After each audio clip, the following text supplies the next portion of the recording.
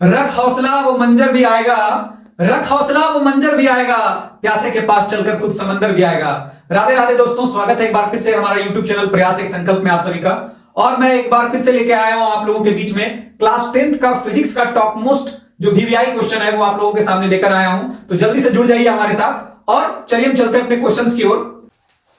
तो हमारा आज का पहला क्वेश्चन है कि मोटर गाड़ी के हेडलाइट में किस दर्पण का प्रयोग होता है। तो दोस्तों, हमारे जो मोटर गाड़ी होते हैं उनके हेडलाइट्स में जिस दर्पण का प्रयोग होता है वह होता है अवतल दर्पण। याद रखेंगे दोस्तों, बहुत इंपॉर्टेंट क्वेश्चन है अवतल दर्पण। इसके अलावा भी आपको इस चैप्टर से हेडलाइट का और जो फ्रंट मिरर होता है, साइड मिरर होता है, दाढ़ी बनाने में किसका प्रयोग होता है, ये सारे क्वेश्चन इंपॉर्टेंट है, आप एक बार जरूर देख लेंगे। चलते हैं अपने नेक्स्ट क्वेश्चन की ओर कि लेंस की क्षमता का एसआई मात्रक क्या होता है। एसआई यूनिट जो होता है लेंस की क्षमता का वह होता है डायोप्टर। हम इसे डायोप्टर में मापते हैं, याद रखेंगे डायोप्टर या डायोप्टर भी कहीं पर लिखा रहता है, याद रखेंगे। लेंस की क्षमता का एसआई मात्रक जो होता है वो डायोप्टर होता है। हमारा जो नेक्स्ट क्वेश्चन है वो निर्वात में प्रकाश की चाल क्या होती है। वैक्यूम में जो स्पीड ऑफ लाइट होती है वो कितनी होती है।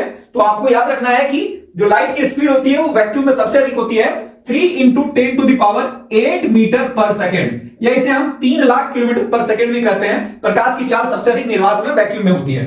हमारा अगला क्वेश्चन है कि नेत्र लेंस की फोकस दूरी जब अधिक हो जाती है तो कौन सा दृष्टि दोष होता है। हमारे जो आई साइट में जो प्रॉब्लम आता है, अगर नेत्र लेंस की फोकस दूरी बढ़ जाती है तो हमें जो प्रॉब्लम आती है वो आती है दूर दृष्टि दोष। याद रखिएगा कि नेत्र लेंस की जब फोकस दूरी बढ़ जाती है तो उससे हमें दूर दृष्टि दोष होता है।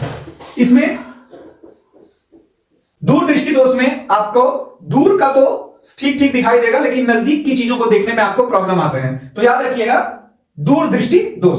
हम चलते हैं अगला क्वेश्चन की ओर कि जरा दृष्टि दोष से पीड़ित व्यक्ति के उपचार के लिए किस लेंस का प्रयोग होता है। जो व्यक्ति को जरा दृष्टि दोष हो जाता है, जरा दृष्टि दोष में आपको पता है कि आपकी दूर की नजर और पास की नजर दोनों ही कमजोर हो जाती है। ऐसे स्थिति में उस व्यक्ति के उपचार के लिए हमें द्विफोक्सी लेंस या बाइफोकल लेंस जिसको हम लोग कहते हैं उसका इस्तेमाल किया जाता है। याद रखिएगा द्विफोक्सी लेंस का इस्तेमाल होता है।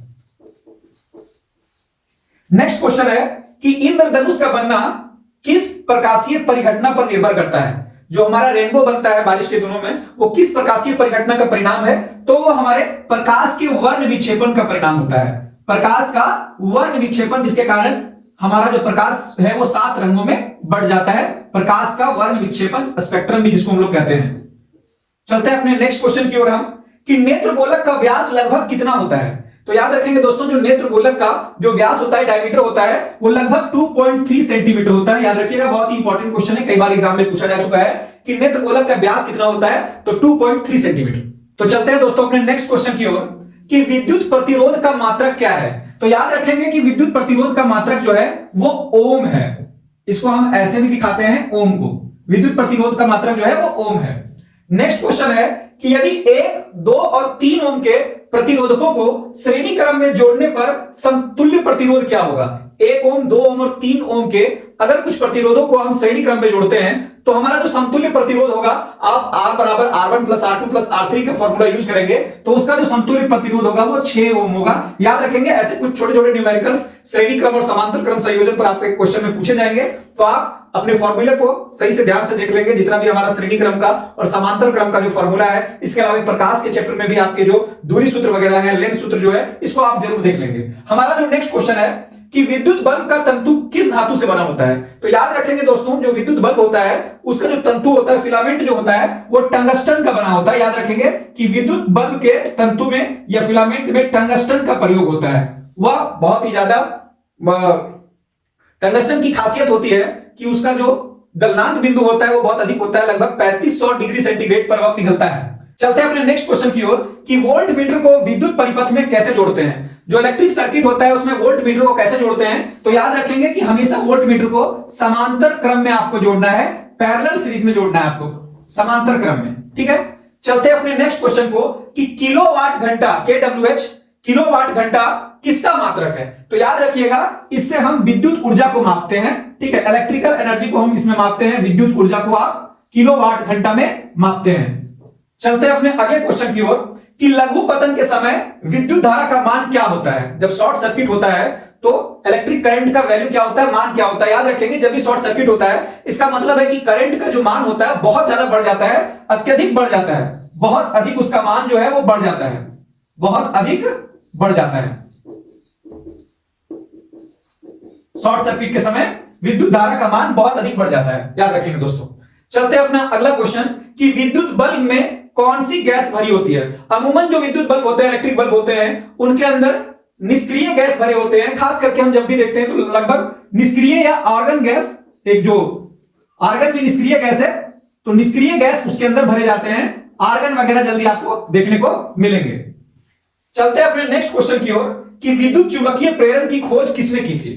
दोस्तों याद रखेंगे कि विद्युत चुंबकीय जो प्रेरण है उसकी खोज माइकल फैराडे ने किया था। याद रखेंगे इसका आंसर होगा फैराडे, माइकल फैराडे, ठीक है, इसकी खोज माइकल फैराडे ने किया था। चलते हैं दोस्तों हम अपने अगले क्वेश्चन की ओर। हमारा अगला क्वेश्चन है कि पृथ्वी का विभव क्या होता है। तो याद रखेंगे जो पृथ्वी का विभव है वो शून्य होता है।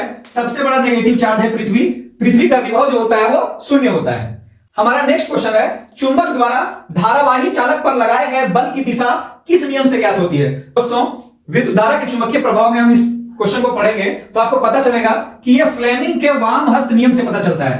फ्लेमिंग का वाम हस्त नियम आप बढ़िया से देख लेंगे, फ्लेमिंग का वाम हस्त नियम को।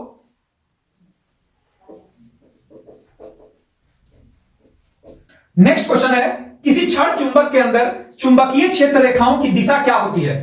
दोस्तों आप चुंबकीय क्षेत्र रेखाओं की विशेषताओं के बारे में बढ़िया से पढ़ लेंगे। इस बार के जैक के सिलेबस में चूंकि विद्युत डायनेमो और विद्युत जनित्र वगैरह को हटा दिया गया है तो आप इसे बढ़िया से देख लेंगे चुंबकीय क्षेत्र रेखाओं की दिशा के बारे में। तो किसी क्षण चुंबक के अंदर जो चुंबकीय क्षेत्र रेखाओं की जो दिशा होती है वो कैसी होती है, तो दक्षिणी ध्रुव से उत्तरी ध्रुव की ओर होती है। याद रखिएगा दक्षिणी ध्रुव से उत्तरी ध्रुव की ओर चुंबकीय क्षेत्र रेखाओं की दिशा होती है।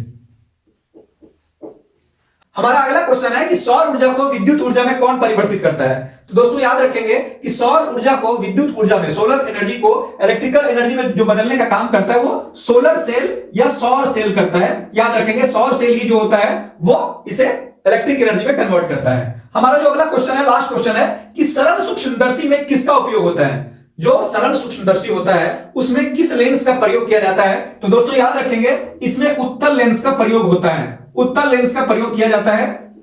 दोस्तों इसके अलावा आप प्रकाश चैप्टर में ये जरूर देख लेंगे कि किस दर्पण के सामने कौन सी स्थिति पर रखने पे कैसा प्रतिबिंब बनता है, वहां से आपके ऑब्जेक्टिव क्वेश्चन आ सकते हैं। तो ये था हमारा आज का फिजिक्स का ऑब्जेक्टिव क्वेश्चन। हम आगे आप लोगों को जल्दी केमिस्ट्री और बाकी सब्जेक्ट्स के जो ऑब्जेक्टिव क्वेश्चन है वो लेकर आएंगे।